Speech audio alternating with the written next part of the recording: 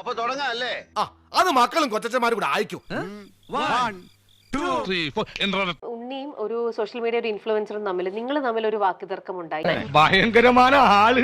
അതിപ്പോ ഭയങ്കരമായിട്ട് ഇങ്ങനെ അതിന്റെ ഓഡിയോ ഇങ്ങനെ പോയിക്കൊണ്ടിരിക്കണ്ടേ? അതോ അത് ഞാനല്ല. അത് ഞാൻ പറഞ്ഞിട്ട് സിനിമയായിട്ട് കാണാതെ ഒരു സ്പെക്യുലേഷൻസും മറ്റു കാര്യങ്ങളൊക്കെ വരുമ്പോൾ അങ്ങനെയാ തോന്നുന്നത്. എനിക്ക് സഹിക്കാൻ പറ്റില്ല കുറെ കാര്യങ്ങളൊക്കെ. സ്വാഭാവികം. പിന്നെ ഞാൻ മനസ്സിലാക്കുന്നു അത് ജീവിക്കാൻ വേണ്ടിയാണ്.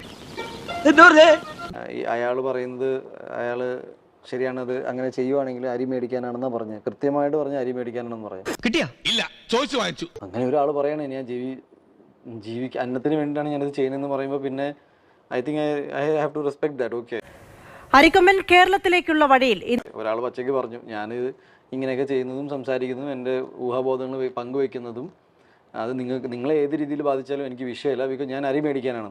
അരിക്കൊമ്പന്റെ ആരോഗ്യനില ഗുരുതരമാണെന്നും തമിഴ്നാട് സർക്കാർ വിവരങ്ങൾ പങ്കുവെക്കാത്തതും കേരളത്തിലെ മൃഗസ്നേഹികളെ പ്രകോപിതരാക്കി. ഞാനും ജീവിക്കാൻ വേണ്ടി തന്നെ പണിയെടുക്കുന്നത്, പുള്ളിയും അത് ചെയ്യണേ. ഞാൻ ഒരുപാട് തെറിയൊക്കെ പറഞ്ഞിട്ടുണ്ട് പുള്ളിനെ.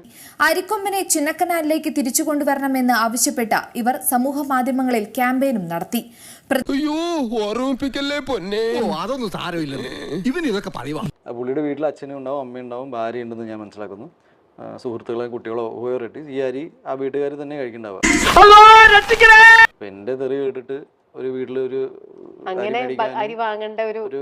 ഒരു നല്ല കാര്യം സംഭവിച്ചിട്ടുണ്ടെങ്കിൽ അത് ഐ വെൽക്കം ഇറ്റ്. സ്വാഭാവികം. എനിക്ക് അത്രയും പറയാം. ബിക്കോസ് അയാൾ പറയാനില്ല ഞാൻ ഉറച്ചു നിൽക്കുന്നു ഇതിനാണെന്ന്. പക്ഷെ അരി മേടിക്കാനാണെന്ന് പറഞ്ഞപ്പോ പിന്നെ ഞാൻ സത്യത്തിൽ അന്നോട്ട് പിന്നെ എനിക്കൊന്നും പറയാൻ പറ്റാത്ത അവസ്ഥയായി പോയി. പറഞ്ഞത് ശരിയല്ലേ? ഇതൊന്നും ആർക്കും അറിയില്ല എന്നാ വിചാരം.